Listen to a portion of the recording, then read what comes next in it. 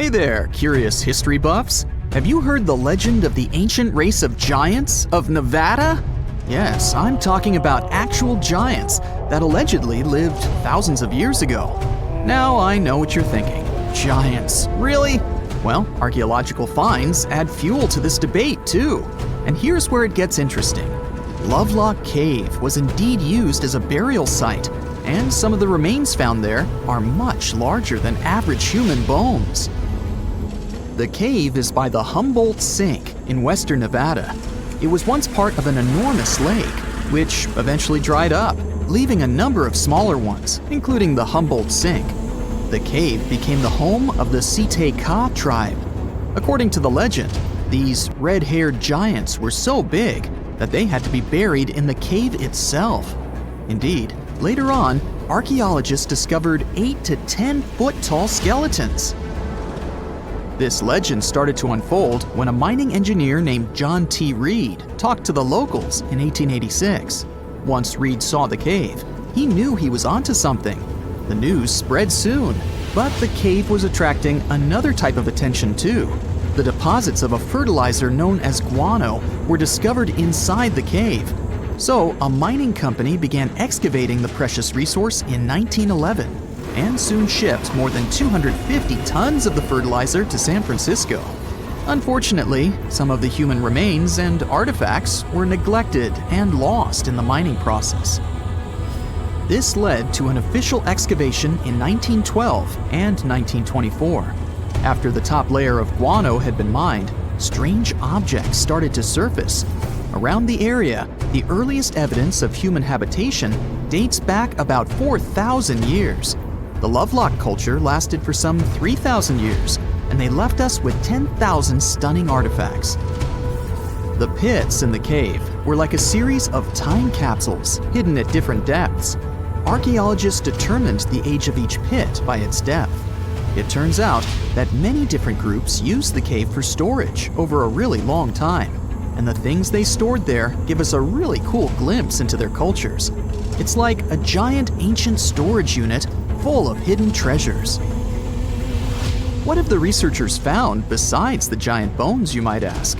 Some other bodies were mummified using a method similar to the one applied by ancient Egyptians.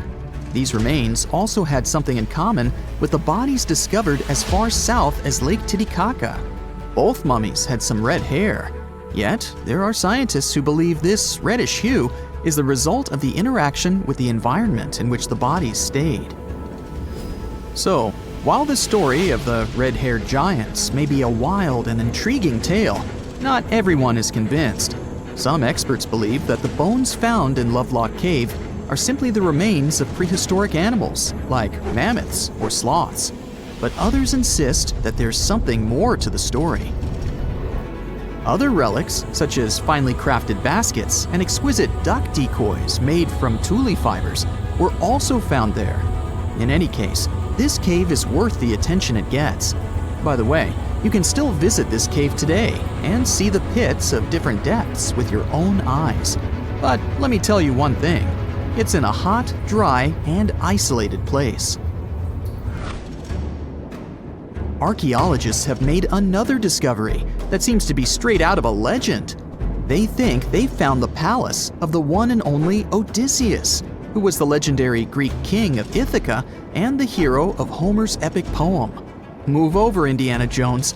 We've got some real-life adventure happening here from around 1300 BCE. Apparently, this is the only palace mentioned in Homer's epic poems that hasn't been found. The excavations have been made on the Ionian Islands, and the view from the ruins found on the island of Ithaca are exactly as described in the Odyssey, says the professor who led the excavation team. Known to the ancient Romans as Ulysses, the Greek hero took 10 years to return home to Ithaca after the fall of Troy. For many years, Homer's other epic, called the Iliad, which tells the story of the protracted siege of Troy by the Greeks, was regarded as a myth too. But then, in the 1870s, Troy was rediscovered in modern-day Turkey's Çanakkale city. So, if they found Troy, who's to say they couldn't find Odysseus's home? The researchers were following Homer's words as a roadmap. The excavation site has a building complex with 2 levels. It has important finds, such as storerooms and workshops, a complicated drainage system, and fragments of pottery. It also has a well from the 8th century BCE, which is around the time when Odysseus is believed to have been the king. Yet, not everyone is convinced that the team has actually discovered the home of Odysseus. A British researcher named Robert Biddlestone insists that Homer's description of ancient Ithaca isn't very similar to the island that now has its name, and that Odysseus's kingdom was actually on the Isle of Cephalonia. However, Italian archaeologist Adriano La Regina might have a more realistic approach to this debate. He says that whether this find has a connection to Ulysses or not, what's more important is the discovery of this royal palace. Once upon a time, in a land far away, the Klamath Indians spread a legend about the creation of Crater Lake. Okay, maybe this land is not that far away, and it still exists. You can find it in south central Oregon, in the western United States.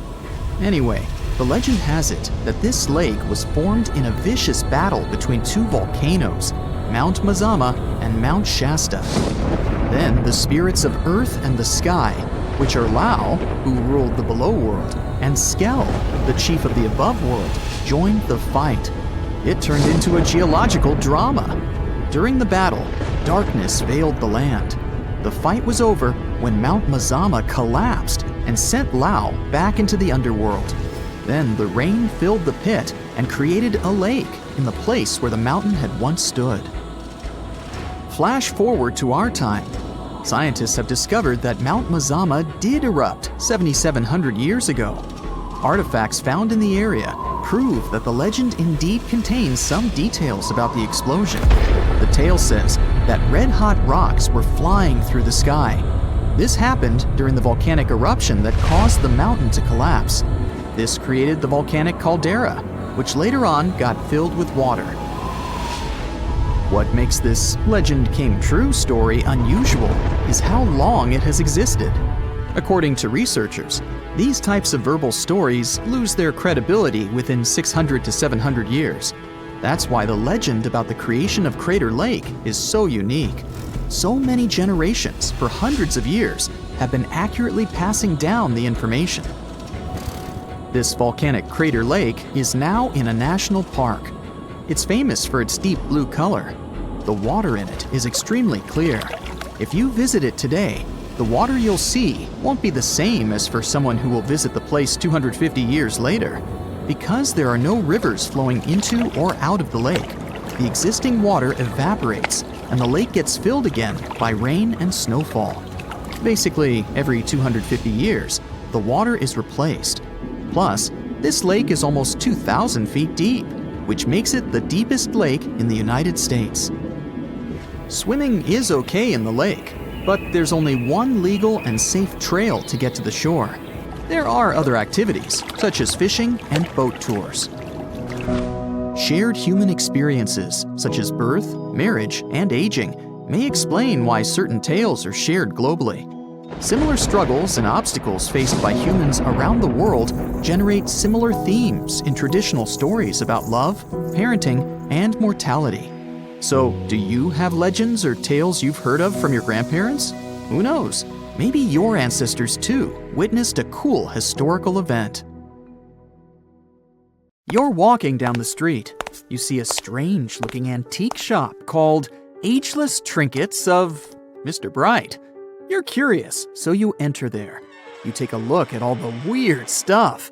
Suddenly, an old folded parchment paper catches your attention.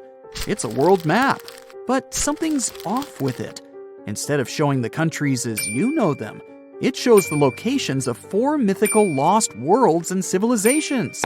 Mr. Bright, the shop owner, comes next to you after realizing your shock.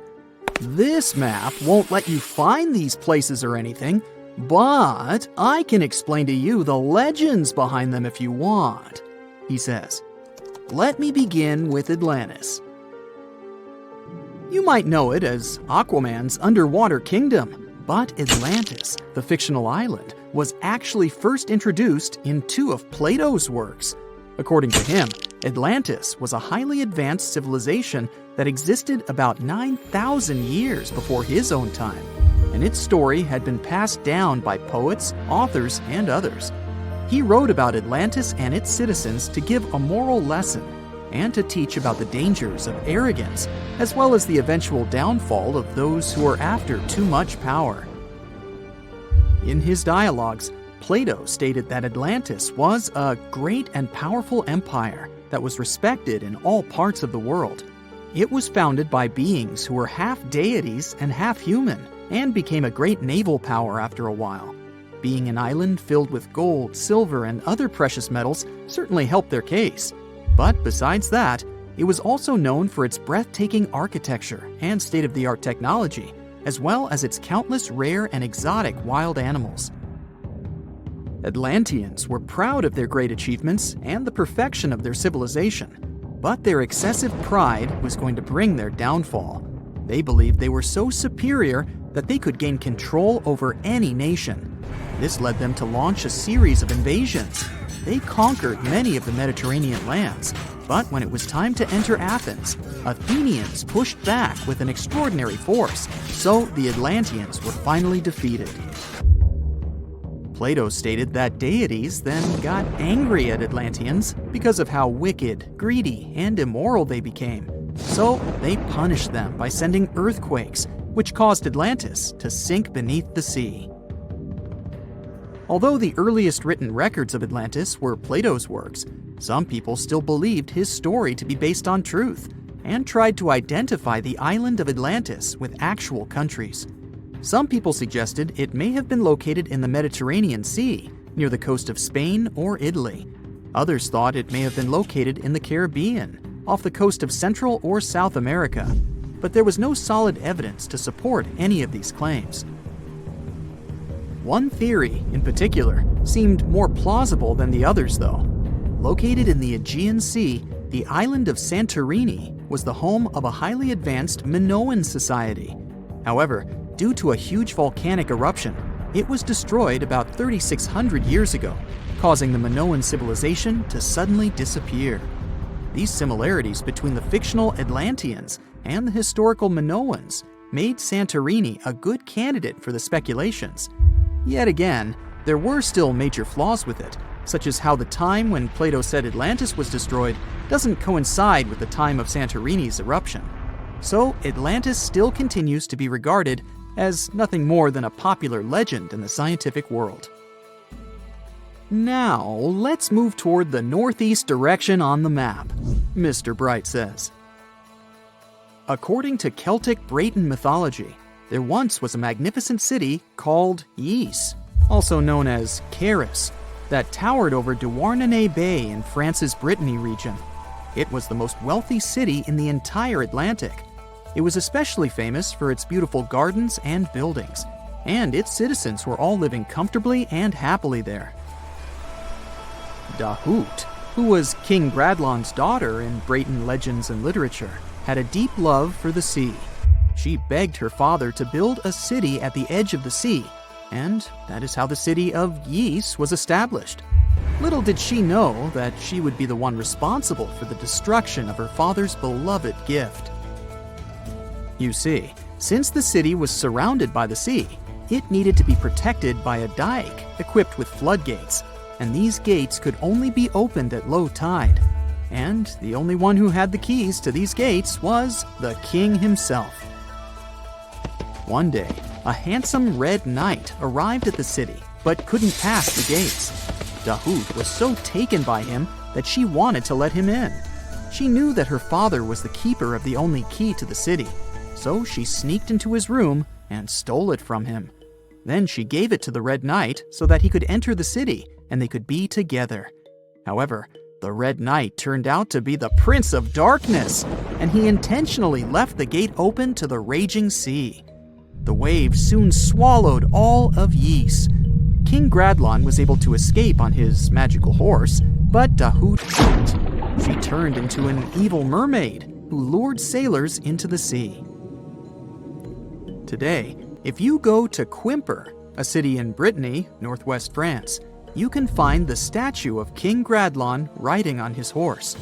Although the city of Ypres is a legend, Brittany coast locals believe that on the days when the waters are calm, you can still hear the tolls of the city bells deep under the sea, if you listen carefully.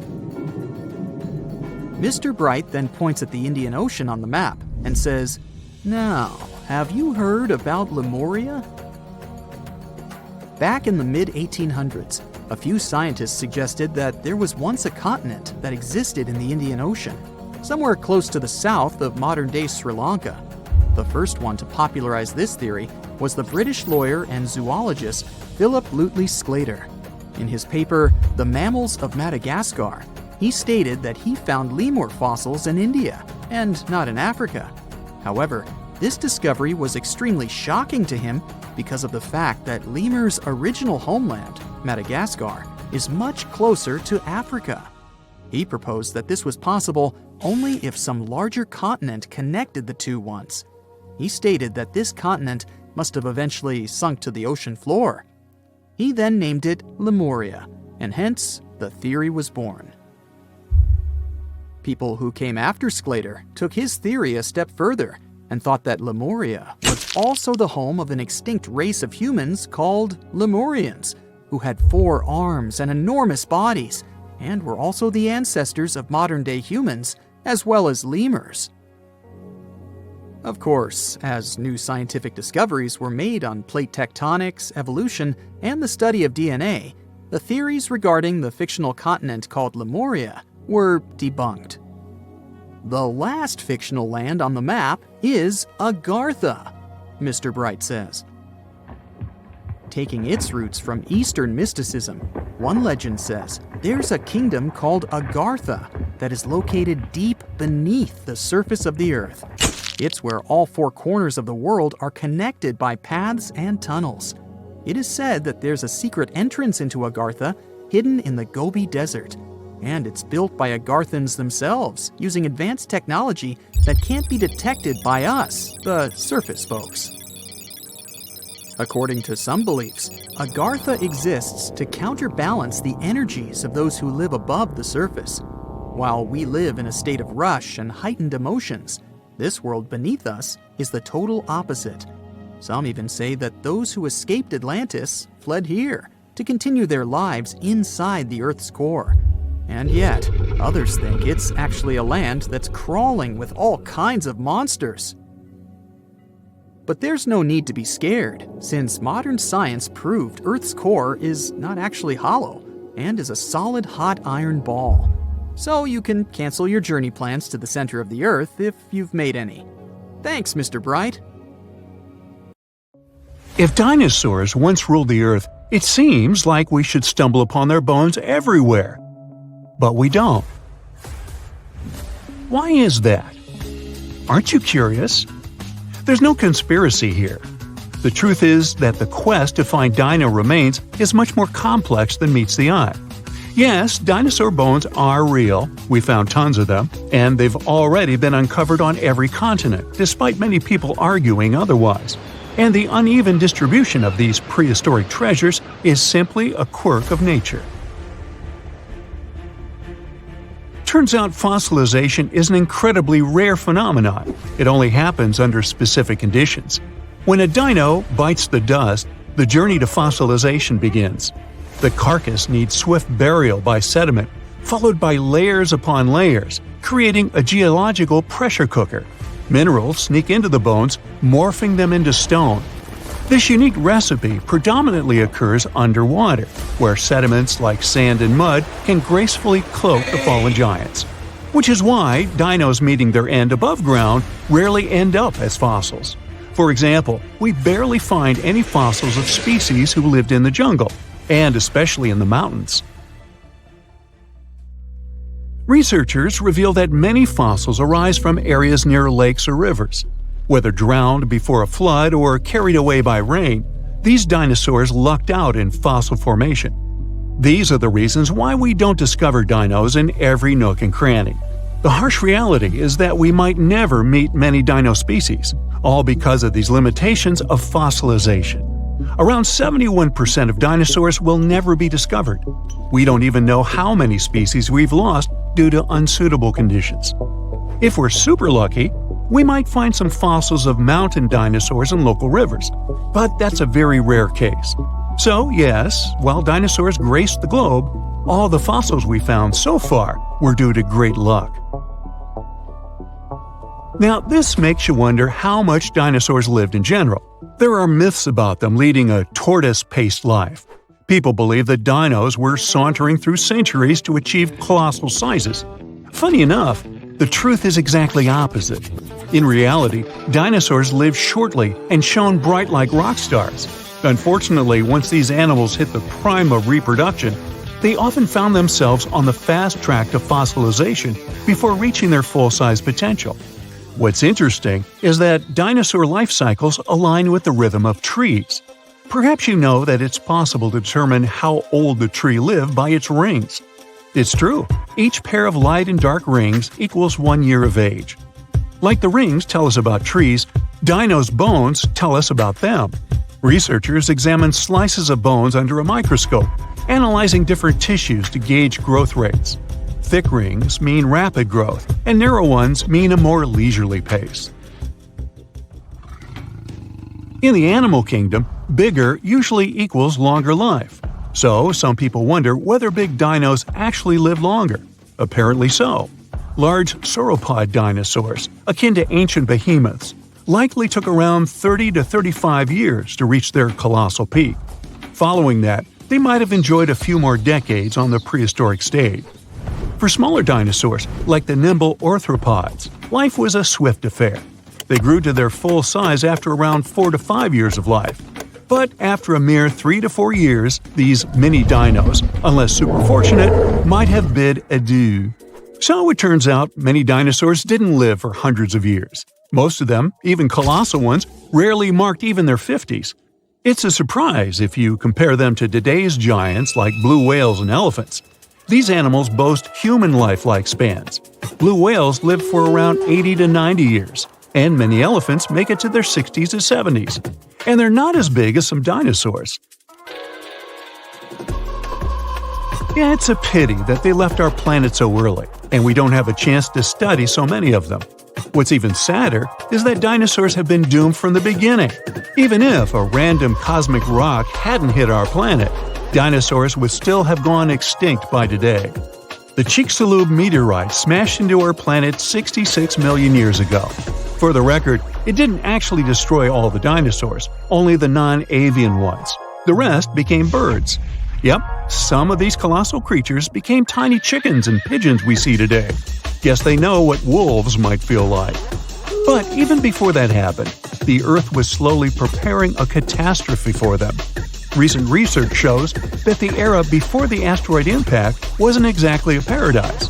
It was more like a brewing cauldron of environmental challenges. The scientists delved into the Deccan Traps, one of the largest volcanic regions in present-day West India. They came up with an innovative technique to study the past through volcanoes by measuring sulfur concentrations in rocks. That's how they learned that the Deccan Traps, spewing millions of cubic miles of molten rock, contributed to global climate shifts. Over 100,000 years before the infamous Chicxulub meteor struck, global temperatures might have plummeted by several degrees. This sudden drop was most likely triggered by sulfur emissions from the Deccan Traps. And this, in turn, led to pretty wild, unpleasant climate conditions. The Earth ended up experiencing volcanic winters. This made life super challenging for flora and fauna and set the stage for the eventual dinosaur extinction. So, even if there was no asteroid, dinos wouldn't survive for too long.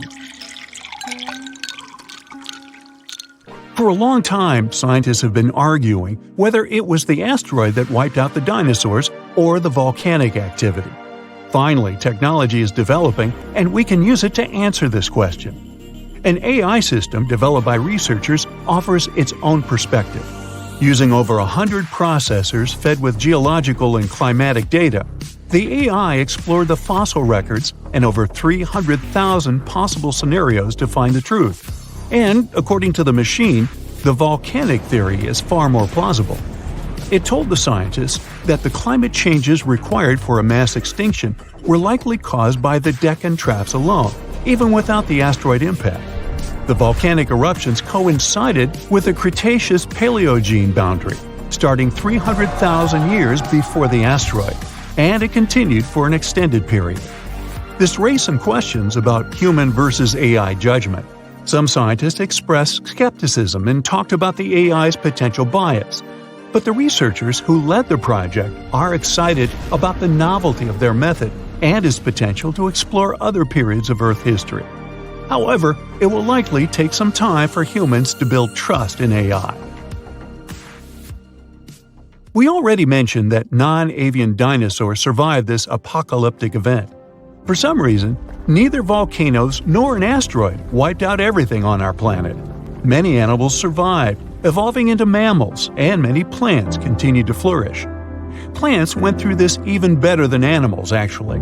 A catastrophe bid farewell to about 75% of Earth's species, not to count all the individual losses. Yet, botanical wonders survived. Around 78% of our plant species owe their existence to their persistent ancestors. Unfortunately, plants don't turn into fossils as easily as animals do, and we already know that this process isn't quick or common either. So the researchers had to turn to evolutionary trees. They analyzed up to 73,000 surviving plant species. The findings revealed a remarkable narrative of evolution and dominance. Turns out, after the Great Extinction, these sneaky plants seized the opportunity, just like mammals who rose to prominence after the dinosaur era. Major orders, like those of mint, magnolia, and orchids, not only coexisted with dinosaurs, but thrived beyond the extinction. The secret to their success lies in how they could adapt for pollination. They didn't care whether they were pollinated by wind or insects or anything else, basically eating resources from anywhere they could find. Thanks to this awesome adaptability, which scientists call flower power, their legacy lives and flourishes today.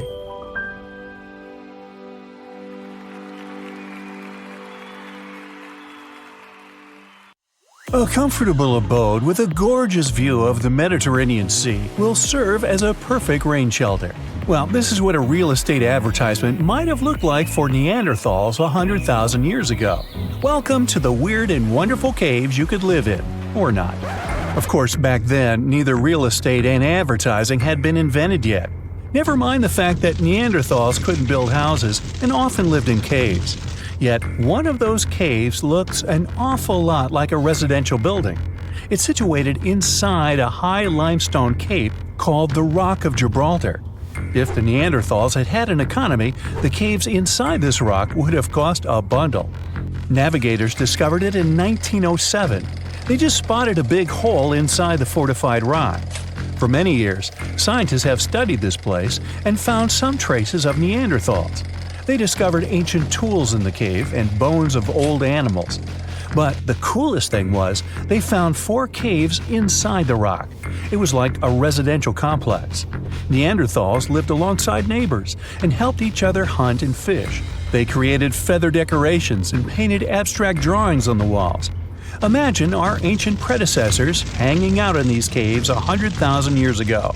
And now, scientists hang out there and study the primeval past of Neanderthals in detail. At the end of 2021, archaeologists uncovered a gap inside one of the caves leading to an unknown tunnel. They crawled through this hole and opened a new space under the cave roof. This place has been closed off from the outside world for over 40,000 years. And it seems it was one of the most prestigious apartments in the entire mountain complex. It has high ceilings with ancient stalactites. The ruined stone curtains divided the apartment into several rooms. Scientists also found the remains of ancient animals and scratches on the walls. It seems that Neanderthals had never lived here, but they used to visit this place. Archaeologists found the shell of a sea snail called dog whelk. One of the Neanderthals brought it here for some reason, but the primary owners of this place were hyenas. These caves show that Neanderthals were closer to humans than to monkeys. They had a way of life and even some customs. There's still a lot of work ahead, and scientists hope to find new rooms inside this rock. Meanwhile, in 2003, archaeologists discovered another early dwelling on the Isle of Flores in Indonesia. Among the green jungle, they found a cave with ancient tools. At first, everyone thought the human ancestors lived here, but then scientists discovered an unusual skeleton of an adult. A thorough analysis showed the skeleton belonged to a 30-year-old woman, 3.5 feet tall, just above the waist of an average adult. The woman's weight was equal to the weight of an adult shepherd. The skeleton didn't belong to Neanderthals or Australopithecines. It was a new unknown species, which scientists called Homo floresiensis, or simply the Hobbit. Also, there were remains of unusual ancient animals in the cave. It was an elephant the size of a cow, some large storks, and giant rats. Archaeologists have found out that hobbits were not the owners of this place. The main inhabitants were the rats the size of a cat. Maybe they were fighting the hobbits. Some analysis shows that Homo floresiensis wasn't our direct ancestor. They were in a separate branch of evolution. The hobbit skeleton looks more like that of a monkey than of modern humans. In 2009, in the dense jungle of Vietnam, archaeologists discovered Son Don, the largest cave in the world. If you go inside the cave and shout, you'll hear your echo a long time. In some places, the height of this cave reaches half the height of the Empire State Building, and the total area is larger than one central block of New York. Son Don is one of the 3 caves in the Vietnamese jungle. Many intricate mazes connect these caves. Inside, you can find unique plants and trees that live separately from the outside world. It's a real underground jungle. In some places, you can find collapsed ceilings that let the sunlight in. Besides unusual trees and plants, ancient stalactites hang there. Some limestone deposits are more than 450 million years old. They were here even before dinosaurs appeared. There are also many rivers in the cave. Rainwater coming down from holes in the ceiling has formed them. Fast streams resemble slides in a water park.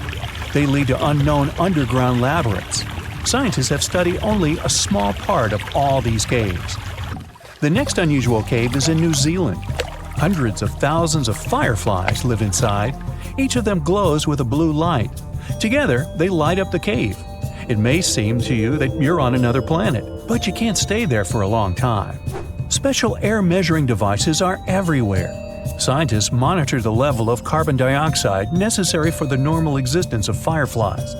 These insects are sensitive to the environment. If there are many people in the cave, or they stay there too long, the park staff will ask them to leave the place. It's like you're literally stealing oxygen from the fireflies. We've seen some pretty amazing caves so far, but how about a scary one? We're going to the desert of Yemen's Al-Mara province. What we're looking for is not a cave, it's just a black hole in the ground, right in the middle of the desert. It's big, the size of a basketball court. It's not its size that could scare you, but what's inside. Scientists are still not sure what it is. From the depths of this black abyss, a disgusting smell of rotten eggs constantly comes out, and sometimes you can hear some strange, frightening sounds. The blackness of the giant hole in Yemen absorbs all the sun's rays, so you won't see what's there even with a powerful flashlight. People flew over this place by helicopter. They filmed using drones and the most powerful lenses, but they didn't catch anything except darkness. It looks like a big ink spot in the middle of golden sand. The locals are afraid to approach this place. They believe the cave leads to another dimension where evil creatures live. At the moment, the giant hole in Yemen is one of the most poorly studied and mysterious phenomenon of nature. How did it appear? How old is it? Where does it lead? Scientists are trying to find the answers to these questions. There are theories that the hole appeared because of construction work. Geologists drilled the soil nearby in search of minerals. It could have caused fluctuations in the Earth's crust and collapsed the surface. But no one can prove this theory, yet. And now, imagine a place where sunlight has not penetrated for more than 5 million years. There's little oxygen, and it's cold and damp. Still, life is born in this place, not only microbes and bacteria, but also something bigger. The living conditions in this cave are very different from the usual ones, so, in a sense, this cave is like another planet. It's the Movil Cave in the southeast of Romania, near the Black Sea. The entrance is a small hole in the ground. Inside, a tunnel leads deep below the surface. The levels of hydrogen sulfide and carbon dioxide are above normal inside the cave. The air here is half as much oxygen as on the surface. People can't be here without an oxygen mask, but other creatures living here can. The cave is home to 48 species of living organisms. 33 of them are unknown. Here you can meet some unusual insects, white snails and white spiders, millipedes with huge whiskers, transparent shrimp, and unique species of leeches. They all live here thanks to the little bacteria autotrophs. They absorb carbon dioxide and release food particles. Bacteria feed on it.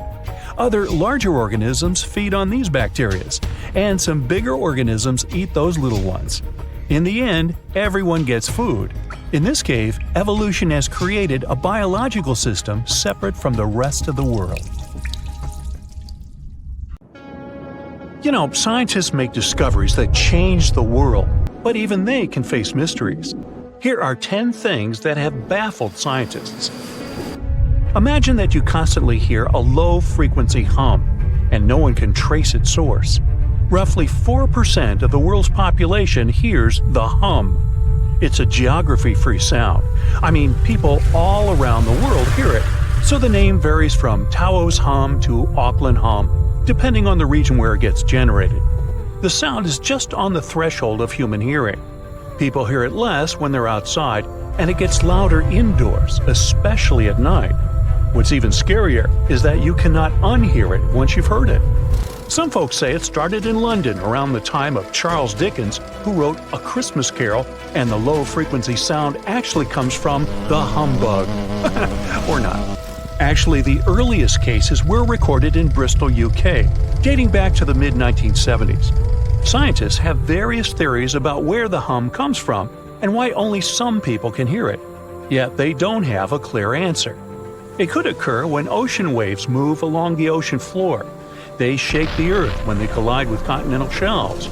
Or this might be happening because of volcanic eruptions and earthquakes. Oh, and how about ultra-low frequency radio signals used to communicate with submarines or even 5G? Upsweep is another type of unidentified sound.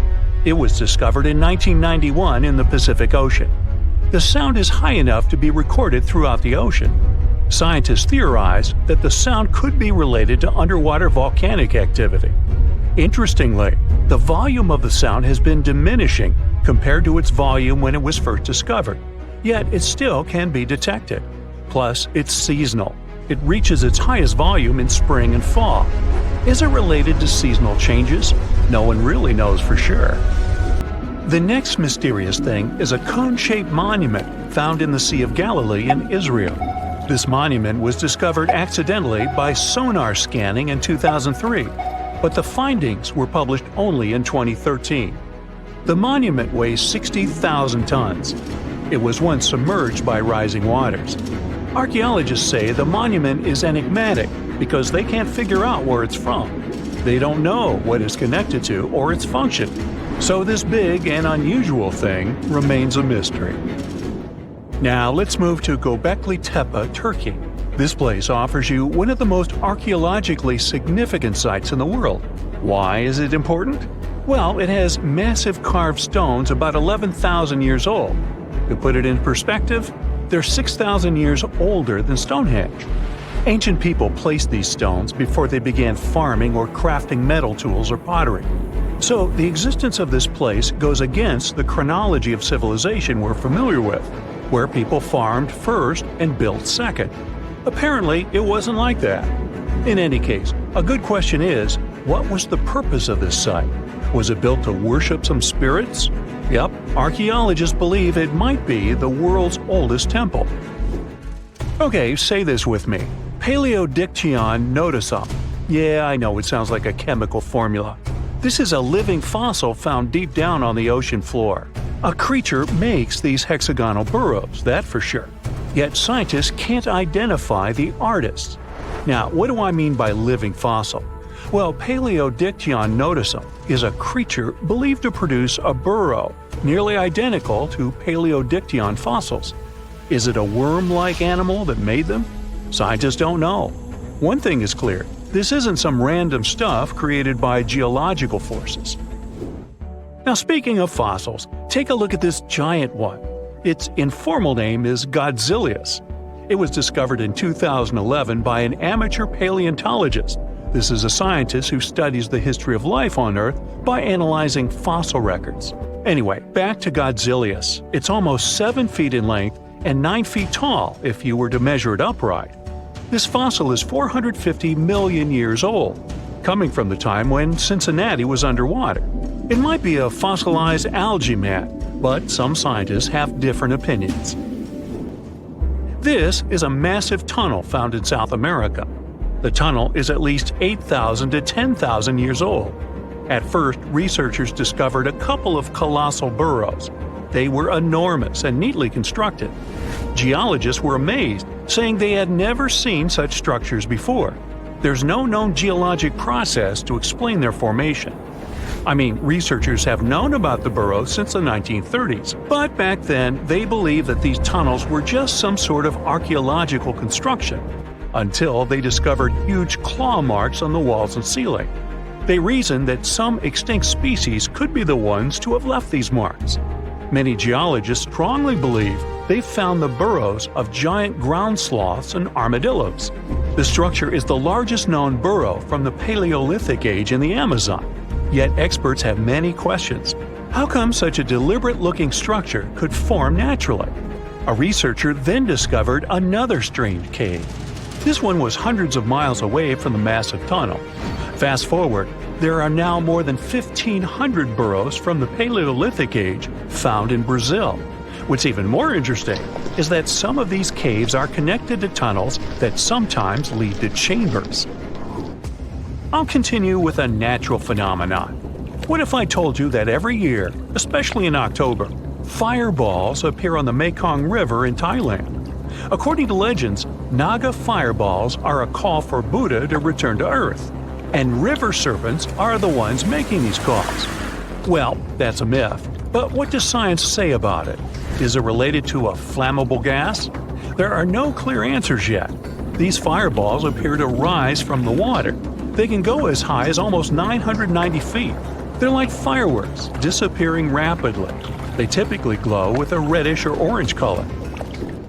I'll mention some legends too, because why not? They're thrilling.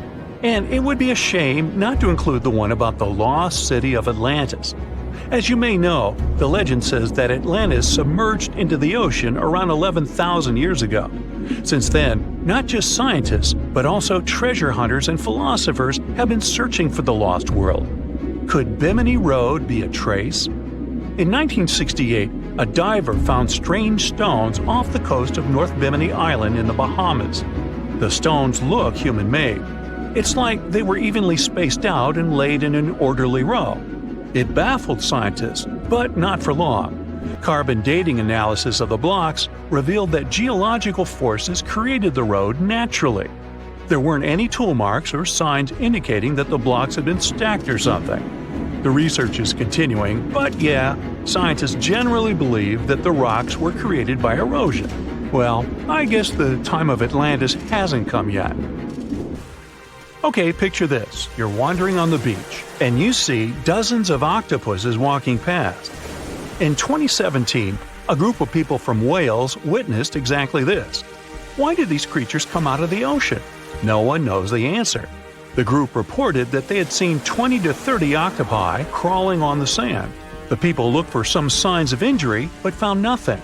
They said that they had carried the animals back to the ocean. Interestingly, these creatures kept crawling onto the shore when people were asleep. Experts say that it's hard to be sure of the reason that pushed the animals to the beach without conducting a physical examination. They're still speculating about the reason behind this unusual and rare occurrence. Could it be overcrowding? Furthermore, the octopi were well armed. A separate study points out that the more fishers hunt large animals that feed on octopuses, the more the octopus population grows. Maybe that's why these creatures have to go farther to find food or shelter. But without proper research, these are only theories. There's a lot we don't know about space, too. So here's a bonus fact about the yellowish source of life in the solar system. Scientists have discovered a new type of wave inside the Sun. These waves move in the opposite direction to the Sun's rotation. Plus, they move super fast, so fast that it's beyond our understanding. Researchers have different theories about the function of the waves. If they figure out their role, this could give them additional insight into the processes happening inside the Sun. And yes, the octopi were well armed. In 1991, somewhere in the lush jungles of central Vietnam, a local logger found a mysterious hole among the foliage and bushes. He looked in there and felt a strong wind blowing into his face. Then he heard a strange sound from the cave depths and realized that it was the sound of a river. The logger didn't check the cave, but decided to go back there with a flashlight and a rope. When he returned, he couldn't find the cave anywhere. He spent a few years searching for it. Finally, in the 2000s, the logger managed to locate it again. In 2009, he brought scientists to this place. They found out the cave, called Sundong, is the largest in the world. There's so much space here that you'll hear a long echo if you shout. Sundong's main passage reaches 660 feet in height in some places, which is more than half as tall as the Empire State Building. The area of the cave is so huge that an entire New York City block with 40-story skyscrapers would fit in there. There's a deep underground labyrinth under the jungles of Vietnam, hiding 3 of the largest caves in the world, and Sundong is number 1 on this list. The vast space inside is filled with various plants, unique microclimates, and different landscapes. There's a real jungle growing underground. It became possible thanks to the collapsed ceiling in some places. It lets sunlight penetrate there from above. There are huge stalactites 250 feet high on the ceilings and walls, which is more than the length of a passenger Boeing. They've been here between hundreds of thousands and millions of years. Some limestone deposits are more than 450 million years old. It means they've existed since the time long before the dinosaurs. Besides the jungle, there are also many rivers in the cave. They were formed because of rainwater coming down from holes in the ceiling. These rivers are smooth and fast, like slides in a water park. But riding them isn't the best idea, since they can carry you into one of those long labyrinths that the cave is full of. And we still don't know where they're going. You may find yourself in another unknown part of the cave. This is what happened in 2018. 3 divers accidentally discovered new areas in Sundong. The cave turned out to be much bigger than everyone thought. They dove into one of the cave's lakes and reached a depth of 256 feet. At the bottom, they found a separate tunnel. Divers lowered a fishing line with a lead weight there and found out that this place reaches a depth of 394 feet, and the tunnel is more than half a mile long. We still don't know the exact size of the tunnel. Sundong also connects to another huge cave. There are lots of things you can see in Sundong besides underground labyrinths and rivers. You can find spacious rooms with lakes, and you can walk for hours along dark mountain corridors. This place is strikingly beautiful, but dangerous at the same time. And the coolest thing is that you can take a walk here. Since 2013, Sundong Cave has been open to tourists. It's not just an easy walk to take some selfies though. The expedition to the cave lasts for several days. For the first day and a half, you'll explore the 3rd largest cave in the world. And only after that, you'll reach Sundong. The path will take you through rivers, dense jungles, mountains, and rocks. You can meet many exotic birds, monkeys, and other animals. And according to many people, the way to the cave is even more impressive than the cave itself. When you reach your destination, you'll spend the next few days exploring Sundong. Together with other tourists, professional guides, and porters, you'll be sleeping in tents in different places in the cave every day. You'll see some stunning landscapes and, get ready for this, 400-million-year-old majestic fossils. There are also dark rooms with lakes that are good for swimming. Such adventurous expeditions become more popular every year. People who visited the cave call it the most amazing place they've ever seen. Another amazing cave is located in Indonesia, on the island of Flores. It's quite small, but holds amazing things inside. In 2003, a group of scientists discovered ancient artifacts here, including fossils of primitive tools, such as sharpened stones. Scientists realized that hundreds of thousands of years ago, this place was home to our distant ancestors. Then they found a very unusual female skeleton. That woman was only 3.5 feet tall. This is the height of the waistline of an average adult person. That woman had no problems with her spine or with the development of her bones, though. This and other skeletons found in the cave belong to some unknown human ancestors.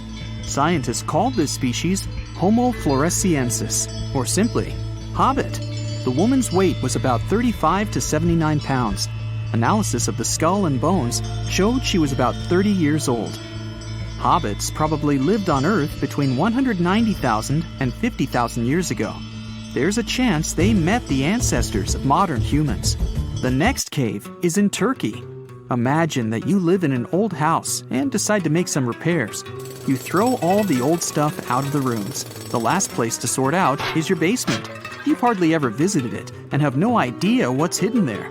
But it's pretty spacious, so you decide to turn it into a room. You tear down the wall and discover the entrance to the cave. This is a tunnel that leads underground. You walk through the cave and see a real underground city. This happened in Turkey in 1963. One of the locals discovered a secret passage to a lost city in his basement. About 20,000 people could live there. There was enough space for livestock and food supplies. It's not just a maze of tunnels. There's a chapel, a school, stables, kitchens, walls, and other signs of civilization. The city was built in the Byzantine era, in the years 780 through 1180. It's not the only one down there and is connected to many underground tunnels and towns that stretch for several miles.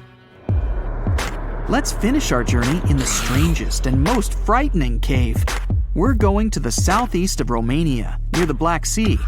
Here, on a desolate wide plain, you can find a hole. This is a tunnel leading deep underground. The air inside the cave has high levels of hydrogen sulfide and carbon dioxide. Under normal conditions, the air we breathe contains around 20% oxygen, but it's only 10% here. You won't be able to breathe freely without an oxygen tank. The water and air here are poisoned. Almost no animals are able to live in such conditions, at least the ones we know about. And this cave is filled with 48 species of living organisms, 33 of which are new unknown species. Creeping things that live here can scare you, especially if you're afraid of bugs. Strange white snails and white spiders are crawling along the walls. An unknown species of leeches and transparent shrimp are swimming in the water. White millipedes with huge mustaches are creeping on the ground. Here you can also meet an unknown kind of scorpion with a transparent white body that doesn't look like any other kind of scorpion. Nothing here looks like ordinary animals at all. All creatures in the cave are white or transparent. They don't have eyes, but they have long paws and antennae whiskers that help to navigate in space. Plants can't live here without sunlight and clean air. This means that oxygen isn't produced in this place. So how do these creatures manage to survive? The answer is in the water. The surface of the lake and puddles here is covered with strangely moving foam. This substance is a living organism. It consists of 1 billion bacteria called autotrophs. Ordinary plants absorb carbon dioxide and use photosynthesis to produce oxygen. This cave is filled with carbon dioxide. Autotrophs absorb it and secrete tiny food particles. Bacteria feed on these particles. Larger organisms then feed on those bacteria, and so on. In the end, there's enough food for everyone. This process is called chemosynthesis. It's like photosynthesis, but uses water instead of sunlight in its chemical reactions. In this cave, evolution has created a completely unique biological system, separate from the rest of the world. Over millions of years, our planet has changed a lot. Ice ages, shifting tectonic plates, global floods, meteorites. Whole species of animals have come and gone over millennia. At some point in all of this, we humans came along. Now imagine a place that was cut off from the rest of the world for 5.5 million years, possibly much more. A place that no human had ever set foot in before. In 1986, we finally found it, Movila Cave. You head to the airport and buy a ticket to Romania. Next, you rent a car and drive southeast. You're looking for Constanța County, right near the Black Sea. Your phone says you're there, so you stop the car and look around. You're in the middle of a deserted field, nothing but a wide, lifeless plain. Then, you see it. A hole in the ground. As you move closer, you realize it's a shaft that leads deep down into the Earth's crust. Before you descend into the darkness, you take a rope, a hard hat, a powerful flashlight, and an oxygen tank. Don't forget to wear your protective suit and oxygen mask. You climb down slowly and look around. It's pitch dark below you, and you feel a little uneasy. But something's off. The darkness. It's not cold. Warm air wafts up from the depths. Finally, you feel the ground under your feet. You look around and see a lot of tunnels ahead that lead into the depths of the cave. The tunnels are covered with dry clay. Moving forward on all fours, you notice something. The air is getting warmer and wetter.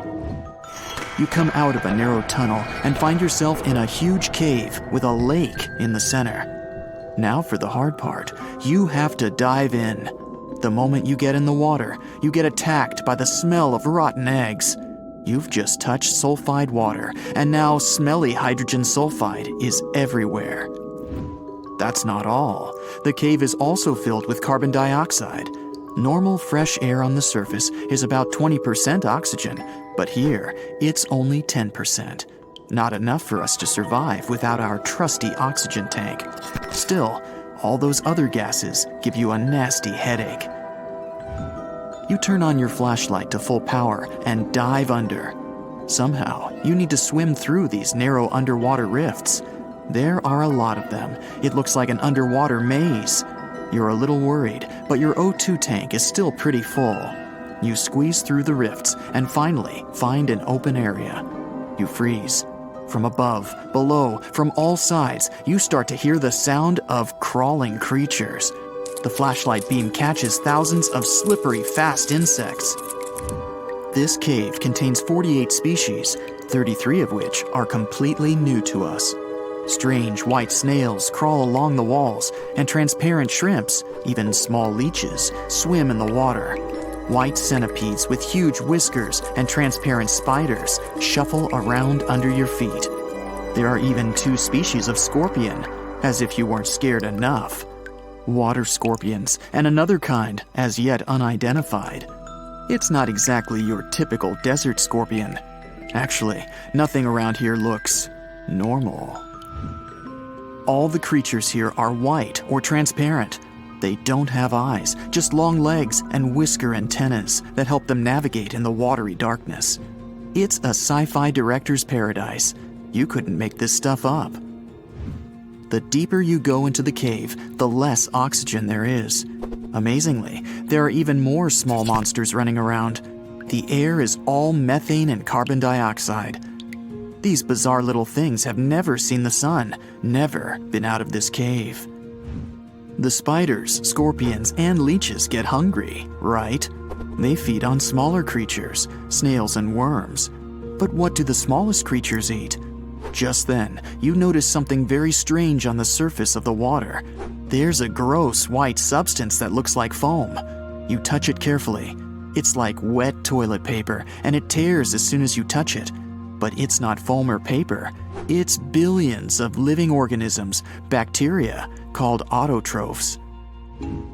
These bacteria make food from carbon dioxide, but they don't make it from the air like plants or trees.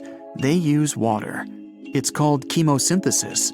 These tiny bacteria excrete their unused food, and bigger ones come along and eat it. Then the tiny snails and worms eat the big bacteria. A whole wacky, unique food cycle deep underground in a random cave in Romania. That's why you need that protective suit and mask. It's not just for your comfort and safety. Without the suit, you might accidentally leave behind some human bacteria from your skin or something. It could ruin the delicate balance of life in this underwater world.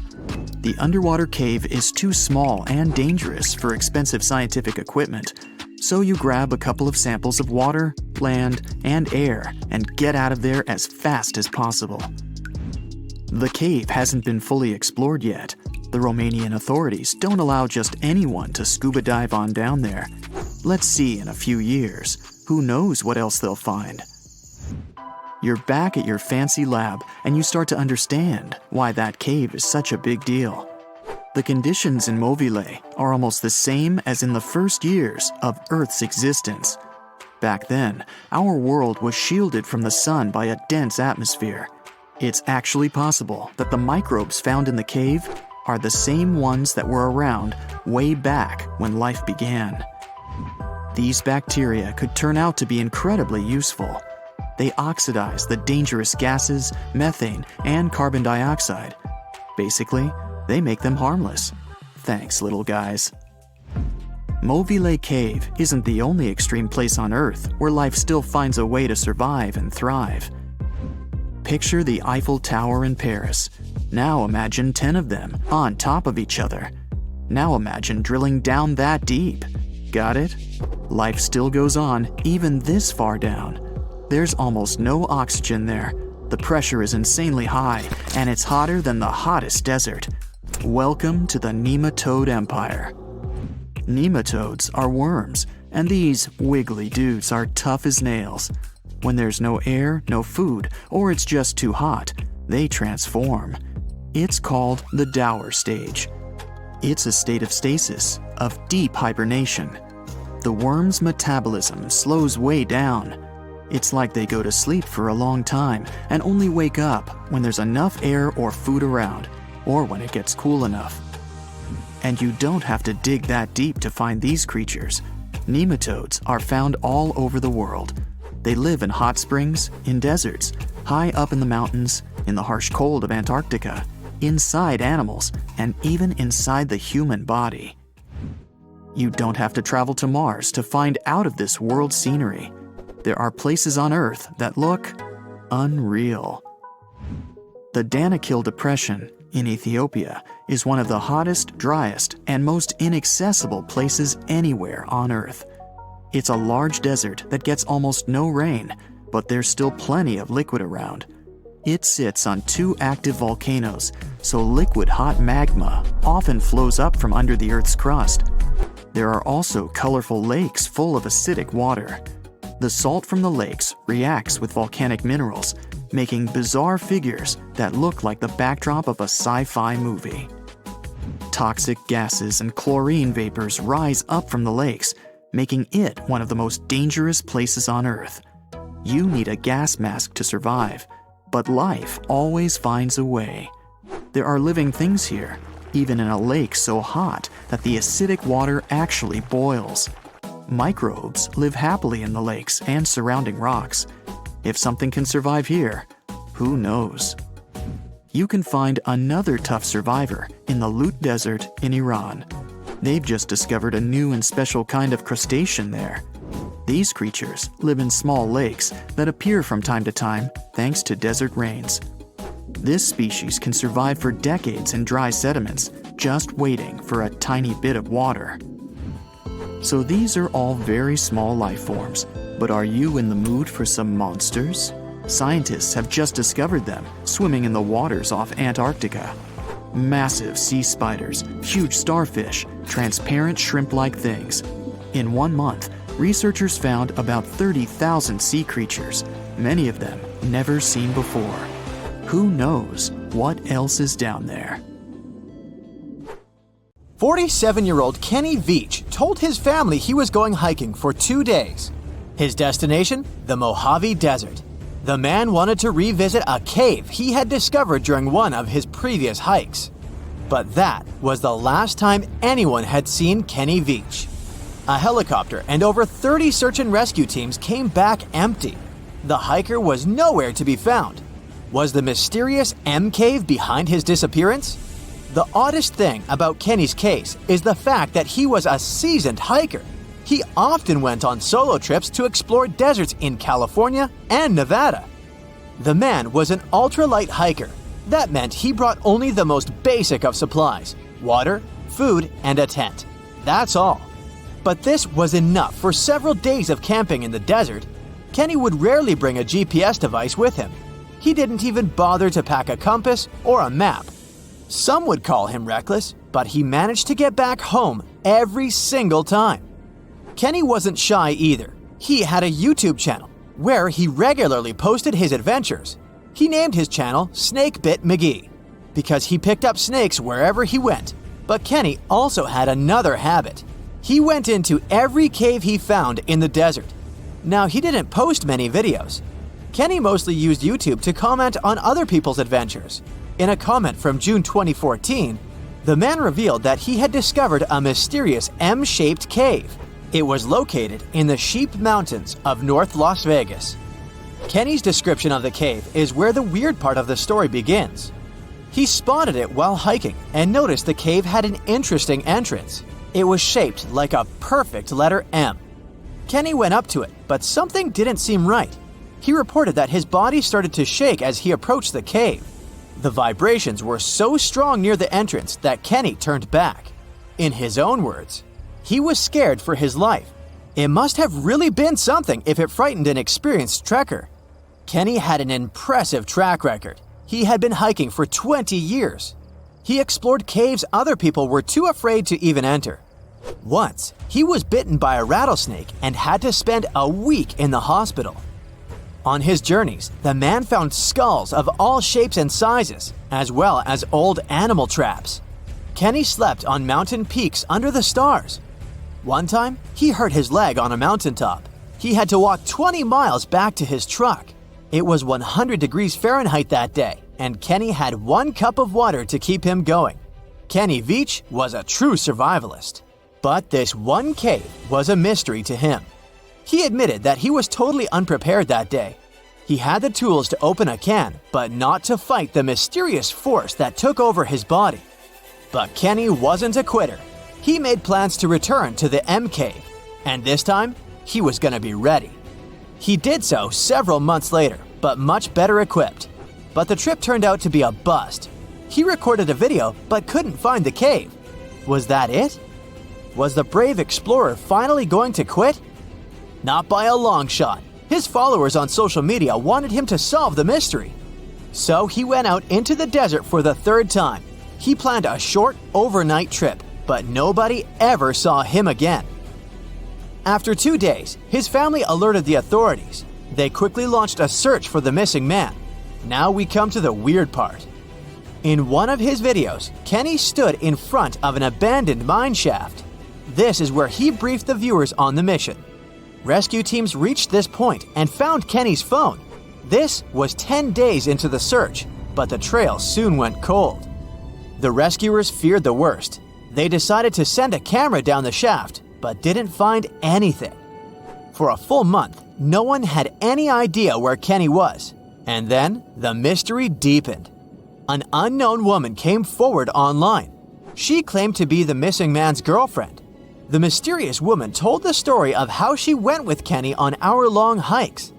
She urged hikers to use GPS not to get lost. And then, a claim that shocked social media users. The woman believed Kenny's disappearance wasn't an accident. She revealed that her alleged boyfriend had some serious issues. Apparently, he had quit his job a year prior to his disappearance. Did Kenny Veach really trek into the desert to take his own life? People weren't convinced. Kenny's daughter believed her father just had an accident. In her words, he was a survivor.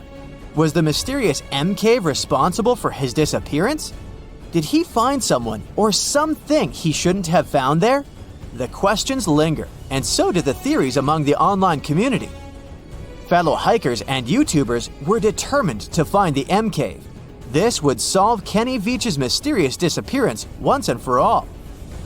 In 2021, one hiker got lucky. He claimed to have found the secretive M Cave. For safety reasons, the man couldn't reveal his exact location.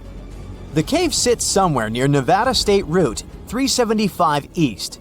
The entrance to the cave really looked like an oversized letter M, just like Veach described it.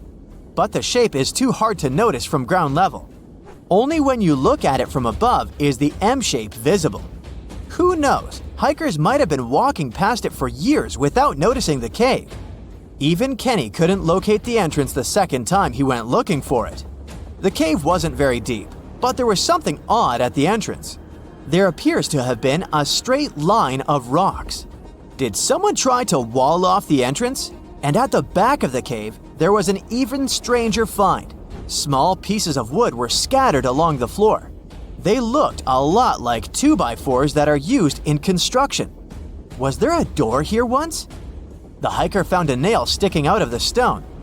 It could be part of a latch that was there some time ago. But the strangest part was the writing on the wall. Hatch or Veach? It's hard to tell. The hiker that discovered the cave didn't want to stay to find out. He left the cave in a hurry. No, it wasn't because he felt a strange vibration in his body like Kenny. He just didn't want to be in a desert cave in the middle of nowhere. This is the Mojave Desert, one of the most dangerous landscapes on Earth. Could this setting better explain how Kenny Veach disappeared without a trace in 2014? The desert's nickname is well-deserved. This is where scientists recorded the hottest temperature on the planet. 134 degrees Fahrenheit, and the average temperature during summer, just 113 degrees Fahrenheit, no sweat. But you'll also need a blanket. At night, the air temperatures drop well below freezing. Talk about a climate roller coaster. And the list of dangers doesn't end there. The driest and hottest place in the United States is home to dangerous animals. Mountain lions, venomous lizards, spiders, and wasps. You name it. Any one of these animals can end the life of an unsuspecting hiker. There is a reason why Kenny always wore snake guards when trekking. And then there are mine shafts. Local authorities strongly advise hikers not to enter them. These old mines from the 1800s are highly unstable. A person can easily fall down a hidden shaft. They also have pockets of bad air, which can suffocate a person. And remember the likable wildlife? They too live in these shafts. Rattlesnakes, scorpions, and black widow spiders. Kenny Veach could have easily fallen into one of these shafts, and there would be no help for him from miles around, since Nevada is one of the least populated states. Researchers have found almost 1,000 previously hidden Maya settlements in the tropical lowlands of what is now northern Guatemala. They did it with LiDAR, light detection and ranging lasers, which they used to scan areas from the air. The region we're talking about is pretty vast. All those structures and buildings they saw over there stretch across about 650 square miles. And these spots were supposedly occupied thousands of years ago. It seems all these structures were pretty densely packed, so people lived close to each other. They had at least 417 ancient villages, towns, and cities where they could identify boundaries. These structures and buildings were actually a part of a state that looked like a kingdom. Some of these settlements were built as sports courts, civic, ceremonial, and religious centers, and residential homes. There were also massive palaces, platforms, dams, pyramids, and causeways across that area. People who lived there also had reservoirs where they collected water. So, they needed the power to organize thousands of specialists and workers. And they also needed many skilled people to build such structures without the technologies we have today. They needed lime producers, architects, mortar and quarry specialists, lithic technicians, those who took care of legal enforcement, and other important roles to establish the true community. This cool laser scanning system researchers used while exploring this area can even penetrate very dense ecosystems and vegetation. The light bounces off different surfaces and then creates a digitally reconstructed map. This map is based on how much time it takes for the pulses to get back to a receiver. So, with this laser system, they discovered there were also lowlands for agriculture. So why exactly did the Mayas settle in this region? It was a specific area. Plus, it was hard to build such an amazing kingdom in a tropical rainforest climate. Back in the old times, ancient peoples had mostly inhabited areas in drier climates. Over there, they would build water resources, which were some sort of the basis of society and a source of life. An example of this is Teotihuacan of Highland Mexico, although they did have a couple of navigable rivers they could use for transport and trade. But these rainforest areas had their advantages too. The Maya used natural resources like limestone, which was their primary building material, salt, and the volcanic rock obsidian, which they used for different tools. Also, they managed to find enough dry land to live and build homes there. The lowlands were seasonal swamps called bajos, and they were perfect for agriculture because of the fertile soil. Generally, the Maya built settlements that could endure rainy periods too. They were ready for different circumstances, including flood and drought, which is something you could see in how they built houses. Their architecture was also one piece of evidence that showed their community was like a centralized kingdom-like state, which shows they stuck together through tough times. The Mayan Empire was very powerful, and it reached its peak about the 6th century CE. They were excellent at pottery, agriculture, writing, mathematics, and calendars. They were the ones who created complex calendar systems, such as the calendar round, which is based on 365 days. Although some believed the Mayan calendar predicted December 21st, 2012 would be the end of the world, it was just a coincidence with the end of a certain full cycle. They would call it the long count calendar, and it lasts 5,125 years. The Mayan people left behind an impressive amount of astonishing architecture and symbolic artwork. Most of their stone cities ended up abandoned by 900 CE. No one still knows why the Mayan civilization in that area collapsed, although there are some theories. Some think that by the 9th century, these people had exhausted the resources around them to the point that they could no longer feed and sustain such a big population. Others believe some city-states didn't get along that well, so they broke down the traditional system of power they used to have. Some say it was all because of a very long period of drought. It could be a combination of all these factors, though. But one Mayan city, located on an island, even survived until the 17th century. It was long after the rest of the Mayan civilizations had been destroyed or abandoned. If you're a traveler, you might know the town by its modern name, Flores. Scientists believe about 2,000 people lived there. The earliest Maya people were farmers. They cultivated crops like beans, squash, corn, and cassava. As they had many interesting ingredients, they created hundreds of cool recipes. Many of those are still present even today. For example, in modern Mexican cooking, and especially popular are papayas, cacao, avocados, squash, pineapples, chili peppers, beans, and so on. Even though the Maya mostly practiced a kind of primitive type of slash-and-burn agriculture, there is also evidence of them using some more advanced farming methods, like terracing and irrigation. And they were big chocolate lovers. More than 3,500 years ago, the Olmecs of Mesoamerica probably turned out to be the first to realize that it takes some work for us to get such a cool thing as chocolate. But the Maya were the ones who turned it into a true form of art. Scientists found out about it when they found cacao in Mayan pottery. Their chocolate would be mixed with honey, water, cornmeal, and chili peppers. That's how you get a spicy, savory, hot chocolate beverage you can try even today in Mexico and Central America. Also, they used written language in their books. Their paper was made from fig tree bark, and using strips of that paper, they created a large library of books. Books made of this material are called codices, and 4 of these can still be found today. Sadly, many books were lost over time because of the humid climate or some human factors. The classic Maya built a bunch of palaces and temples that had a stepped pyramid shape.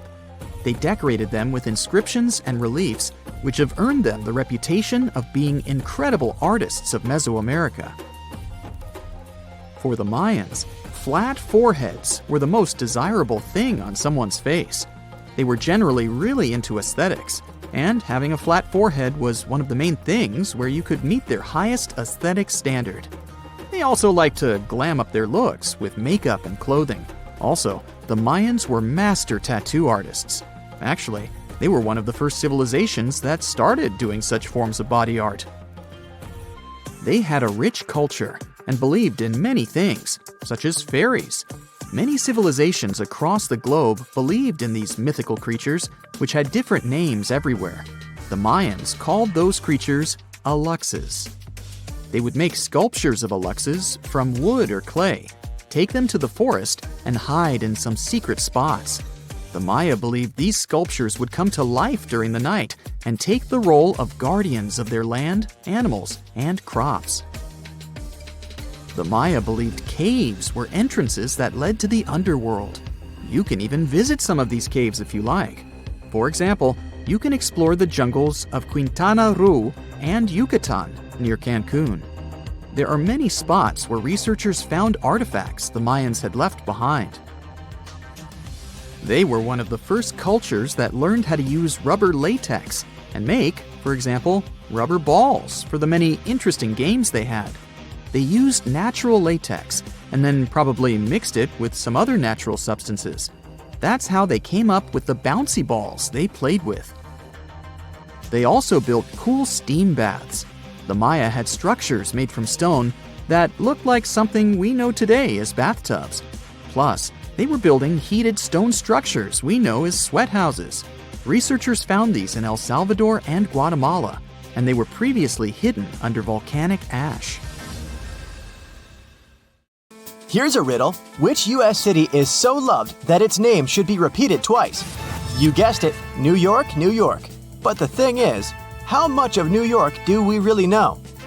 I'm talking about the city that lies under the city. Dare to join me on an underground tour of the Big Apple? Then grab a flashlight. It's about to get dark. We'll start in the heart of Manhattan, in the front of the Romanesque City Hall building. Believe it or not, beneath our feet lies New York's oldest subway station, known as the Old City Hall Station. It opened in 1904 on October 27th, a night of true celebration for New Yorkers. People were so excited, some of them spent the entire night riding the trains back and forth. Before this, urban dwellers moved around in carriages pulled by horses. No wonder the subway was such a hit. You might feel like a time traveler stepping inside the Old City Hall Station. The architecture is dazzling and one of a kind. They sure don't make subway stations like this one anymore. Fun fact, the Old City Hall Station would cost $6.2 million if it was built today. Back in the day, it had dozens of brass chandeliers hanging around. It was one of the few spots in town with functioning electricity. And oh, not to mention brand new multicolored tiled arches and stained glass ceilings you can still see today. Impressive, huh? If you decide to wander down the tracks, you might be in for a treat. Underground New York is as fascinating as the city above the ground. But one thing we usually take for granted is the behind the scenes of what the Big Apple needs to function. Down here, you might see one or two of New York's pneumatic mail tubes. These tubes were built back in the 1800s and they were operational up until the 1950s. They were responsible for distributing people's mail through different post offices. Letters flew at an impressive speed of 35 miles per hour. That's almost as fast as a professional runner. It sure sounds like a useful system. But I have to say, it feels weird imagining people's correspondence flying around 15 feet underground. Back to street level. We'll wander around fancy Lexington and Park Avenues. If you look up, you'll see the famous Waldorf Astoria 5-star hotel. Many celebrities have stayed there, including John Lennon and Yoko Ono, as well as presidents such as FDR. This is why the hotel used a secret infrastructure to sneak people inside and out. Under the building, a tunnel known as Track 61 connected the Waldorf Astoria to Grand Central Station. The track was deactivated in the late 70s, but some people say Andy Warhol threw a party there in the 80s. I bet that was something. For the next part of our visit, we'll have to take the subway uptown. We'll get off at 125th Street and find ourselves on the scenic waterfront of Riverside Park. Here, you'll find abandoned tracks of an old metro line. If you follow the tracks, you'll get to an underground graffiti gallery, aka the Freedom Tunnel. The tunnel is named after a graffiti artist from the 80s who is commonly known as Freedom. While exploring these tunnels, we'll see over 40 graffiti pieces he painted over 15 years. There are spray paints of James Dean, Mona Lisa, and even a self-portrait of Freedom himself. Moving on, let's wander around the northern part of NYC for a bit. Walking in Van Cortlandt Park will feel like hiking upstate, but believe me, you're still in the city. Along the way, you'll encounter some big ventilation towers made of stone. These towers were once part of an old New York infrastructure. They make up the remains of what used to be the Croton Aqueduct. In the 1800s, the city's water supply flowed through a 41-mile-long underground tunnel, all the way from Croton River in upstate New York to Bryant Park in Midtown Manhattan. Oh yes, and I should probably tell you that Bryant Park wasn't a park. Instead, it hosted a colossal stone structure that looked pretty much like something ancient Egyptians would build. This 4-acre structure served as the city's water reservoir. It even had a pathway on top so that people could enjoy a nice afternoon stroll while looking at the reservoir's crystalline water. Now, all this exploring might have made you hungry, but don't worry, our next stop includes a yummy treat. We'll have to leave Manhattan and make our way to Brooklyn.